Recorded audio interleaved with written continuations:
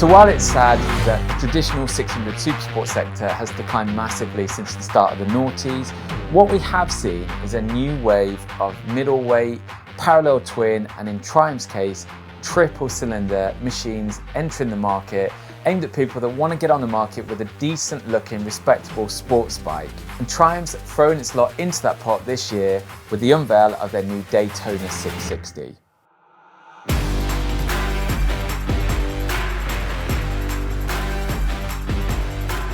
So in a few days' time, I'm actually off out to Benidorm to go and test it. And before I do that, I just wanted to go over some of the spec and tech behind this bike. So let's get straight to it. This is very much a bike built off the module of the Trident 660. It makes perfect sense for Triumph to do that. Most manufacturers do that. They take a proposition like Kawasaki with the Z650, turn it into the Ninja 650.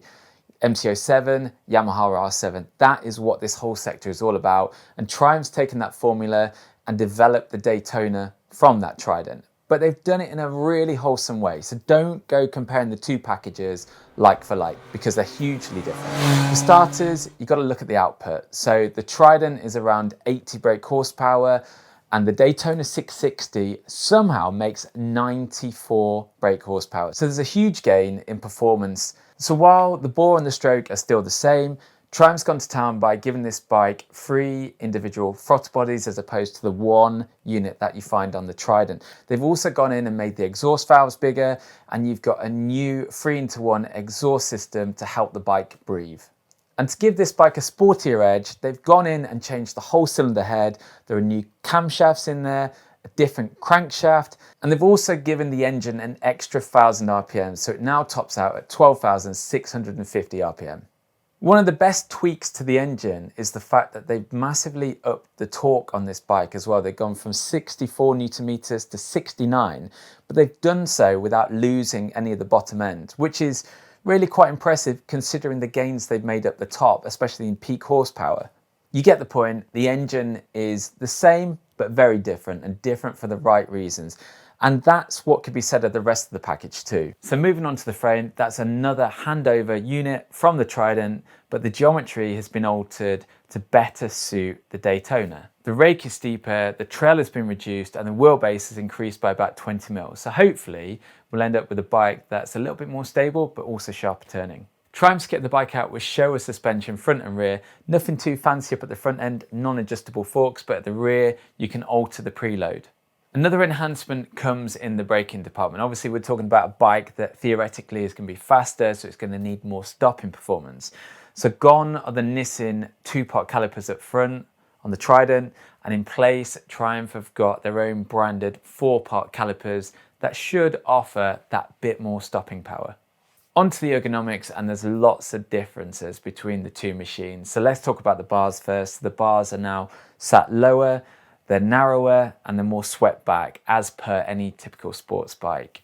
The seat height is around the same. It's about 5 mil taller than what you find on the Trident, weighing in at 8-10 mil above the ground. Still nice and narrow, but it's also got a 2-seat pod. So you've got the rider and the pillion separate seats. And as for the pegs, they've been moved 10 mil higher for more ground clearance and 15 mil further back, just to really exaggerate that sporty riding position. So up front, the centerpiece is the dash, which is a bit of an evolution of, again, what you'll find on the Trident. A bit more sophisticated. It comes with 3 different rider modes that you can go in and access pre-calibrated setups that alter power delivery and traction and that kind of stuff. It's also fully connectable to phones and technology as per you'd expect on any contemporary machine. And another thing to point out is the bike's headlights, brake lights, everything is pure LED. So it looks really sharp, looks really nice. And there's also the option of upgrading the indicators to a scrolling effect, should you wish to. Anyway, so that's the package, that's the gist. It's time to pack my bags, head out to Benidorm, and see if this thing is really worthy of the Daytona name tag.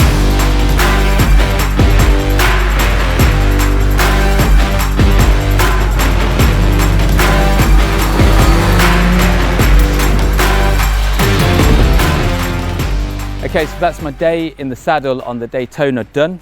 I've really enjoyed it and I've got lots to say about it. So first of all, what I should say is, you have to kind of think in line with what this product is. What I mean, there'll be a lot of you out there that have probably ridden Daytona 675 or 765. You're more experienced on a sports bike and you understand what those packages of old have delivered.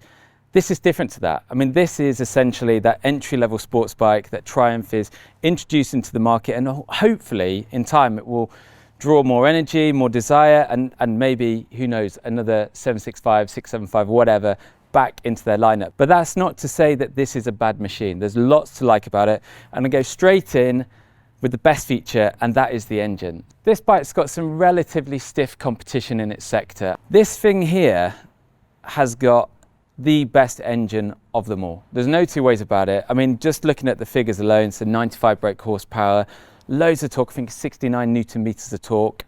The engine's got a lot of character, it's got a lot of energy, zest, just punch out of corners, you know, even good gear ratios. There's lots to harp on about with this engine. It's electrifying. If I'm honest, I'm genuinely impressed with what Triumph's managed to achieve, considering that this engine has been uplifted primarily from the Trident 660. It doesn't feel like that motor. It feels so much more energetic and alive. It's also great on the fueling. So the initial pickup, if I'm honest, can be a little bit harsh. It depends on what gear you're on, obviously.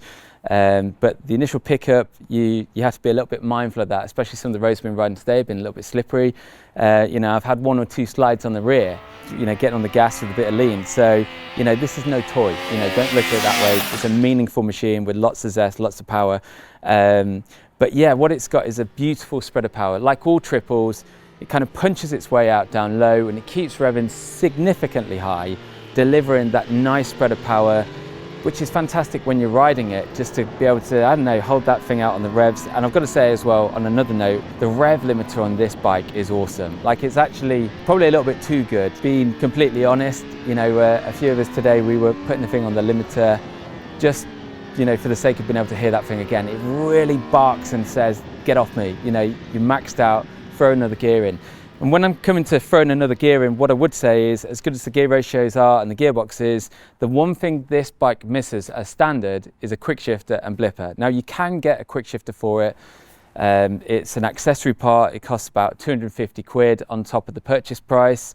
So yeah, it's one of those things. What I would say, having ridden this bike today, is if you're going to go down that route, especially if you're buying the bike with PCP, make sure to fit a quick shifter into your order. While saying that, I've quite enjoyed the fact that you've had to rely quite heavily on your clutch, you know, both going up and going down. I've also enjoyed exploring kind of like the slip assist clutch on this thing. It does like to kind of lock the way and hop around. If you go down 2 or 3 gears and just bang the clutch out, as can be the case on a lot of bikes, you normally get a bit of a squeak from the rear tyre, a bit of chatter and all the rest of it. And again, I like that. You know, it's been a lot of fun. But if you're clocking on and you are kind of, like I say, going down 2 or 3 gears, which is abusive, but it does happen. Yeah, be mindful of that. This thing is a little bit prone to lock in the rear, and with a little bit of lean, it gets quite interesting. Moving on, I'm now going to talk about the ergonomics, because I quite like what Triumph's done. You know, from the outside you look at it and you think, oh, it's a halfway house of a sports bike. But in actual fact, yes, it is accommodating. These bars are relatively high. I mean, they sit above the top yoke, for example, which, you know, when you're thinking of sports bikes, you typically think of clip-ons for a starter, but also below that top yoke. But anyway, that being the case, I'm not going to moan about it, because actually the riding position is really nice and relaxed and chilled. No achy wrists, no bad back. So yeah, you know, I see that as a real bonus, especially if you're going to use this bike predominantly on the road. As for kind of knee angle and kind of leg room, it's plentiful. I mean, I'm 5'10". I've not been shaking my legs, you know, and kind of needing to stretch them. I found that absolutely fine all day. You know, the seat's nice and comfy and padded and all the rest of it. So don't want to harp on too much about it, but, you know, comfort is one of the main things that Triumph was angling at with this bike. They didn't want to kind of give you a proper arse up, you know, wrist down stance. And in truth, that's not what this machine is. You know, it's actually quite chilled, quite relaxed, but you still get a lot of feel. You still get a lot of engagement, you know, through the bars, you know, to help you position the bike. There's some good leverage actually with these bars up front to help throw the bike around. Every single Triumph I've got on in probably the last 15 years of doing this job, there's been a signature feel to them. You can tell a Triumph, like they always feel really well connected to the ground, really plush, beautiful. You know, actually class leading is the best way of describing it. You know, and if you've ridden a Triumph, you're going to know exactly what I'm on about. This bike's been a little bit different, and yeah, it's a good handling bike is probably the best way of phrasing it, but it's not captured my soul in the way that, you know, machines like the Street Triple, Speed Triple, I mean, loads and loads of different machines, you know, even like say Daytona 765s or whatever, you know, it's just not had that degree of connection, and I don't know why. You know, it's got some relatively decent suspension on it, pretty much comparable with what you're going to find again on machines from this sector. But I mean, what I have found today, weighing in at 80 kilos, is probably the rear shock is the root cause of the problems for me. So it's quite lightly sprung and damped. And what that meant was, you know, if you were kind of cracking hard on the throttle, you were constantly pushing the shock down to the bottom of the stroke and just upsetting that kind of feel of the bike. Likewise, if there was an imperfection in the road or something like that, you'd pick up on that. And the cruelest thing was, it's not as if you could go at it and kind of like add some compression damping or something like that, because it doesn't have that option. What it did have the option of was adding preload. I mean, that was the only thing. And you basically got, I think, three clicks of preload adjusted with the C-spanner, and I had this thing maxed out. I kind of got that tweaked. What that did is it put the bike a little bit more on its nose, which took up a bit of the travel on the front, because the front is actually quite soft as well. But it just helped to exaggerate, you know, the pitch of the bike, to get it into corners, that bit more support. But at the same time, it didn't fix the problem. This bike's got a relatively fast rebound setting, in my opinion. For me, like I say, weighing in at 80 kg, you hit a big bump, it wants to ping you back, and that kind of upset can almost follow you through a corner. Adding the preload definitely helped, but it's like trying to tidy a room by throwing a blanket on top of the mess inside of it. It doesn't actually fix the problem.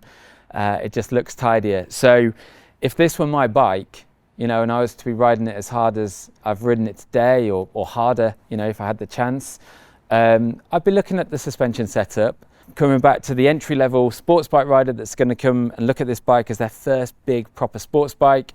You're going to love it. So, you know, that's the crux of it. But like I say, from my perspective, what I would be doing straight away, if I could, just firming everything up and trying to get that feel that, as I say, I know can be achieved on pretty much any Triumph. But yeah, alas, you know, that's not the case on this. That's not to say that it doesn't handle. It's actually a nice, agile machine. It's easy to place where you want. What I did find was actually the harder you work in it, so when you're in some of the faster corners and you're cracking on, the bike naturally is sitting a little bit further into the stroke, and actually it feels more planted and more capable. You know, it does more what I would want it to do and gives a feel like I'd want it to feel, versus when you're kind of, I don't know, going from cold on to the brakes, or like I say, cracking the throttle or whatever. It's the big movements that seem to upset the suspension more so. But like I say, in terms of how easy it is to actually pitch around and place where you want it, it's great. So yeah, tale of two halves, amazing engine, good handling is how I'd phrase it. Some good tech. They've not gone over the top in terms of, you know, what's actually on this bike. I mean, just looking at features such as the traction control, you've either got it on or you got it off. Rider modes, you got three, you know, push a button, straight into a main menu, you can select what you want. They've not overcomplicated this package. It's good that you're getting the tech that you are with it. What I'd also say is I have used the traction control quite a bit today, and it's been quite reassuring knowing that, yeah, you get a little bit, an initial bit of a slide, and then that system kicks in.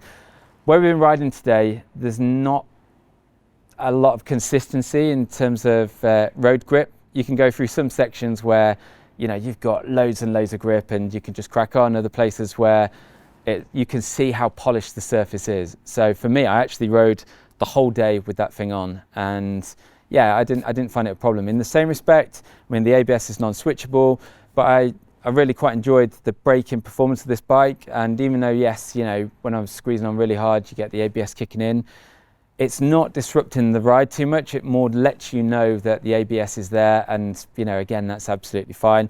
The dash, just to touch on that, again, it's nothing overly fancy or whatnot, but, you know, you can see all the information you want, such as your speed, your revs, your gear selection, etc. It does what it needs to do, so that's all good. I mean, the finish of the bike is I would say pretty reasonable. There are certain areas that maybe I think could be a little bit nicer, but everything comes at a price, and Triumph's done a cracking job of producing this machine at the price point they have. But if I was to be cynical, you know, I understand why this is like a plastic cover over, you know, the steel frame underneath. It actually really adds to the finish. It kind of fits in with all the bodywork and all the rest of it, but you know, it's plastic when all said and done. Also not really a fan of the brake pedal. It looks a little bit pressed metal versus something, I don't know, like even the pegs look a hell of a lot nicer. I mean, that's a small detail, but I want to be honest with you and point out these features. You know, the bodywork itself is nice and stylish and accommodating. It's not too in your face, but at the same time, it doesn't look old. You know, it's befitting. Nice shaped tank and all the rest of it, and the seat and whatnot, it all works. What I should say on the seat as well is when you are trying to tuck down on this thing, so I'm definitely not a giant, I'm 5'10". What I did find was, like, to get properly tucked in, there's a little recess at the front of the tank. I was kind of scooting my bum back onto this bump stock to be able to tuck down properly on the few occasions. And even then, the screen only really kind of just about comes up towards the top of where your helmet would be if your helmet was on the tank.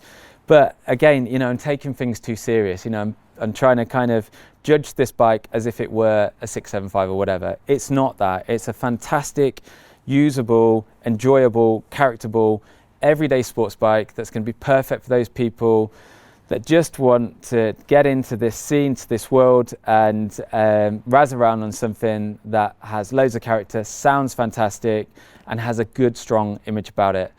So yeah, if that's you, go banging on Triumph's door right now. It's in dealerships and it's priced at $8,595. So like I say, a lot of bike for the money, a lot of fun too.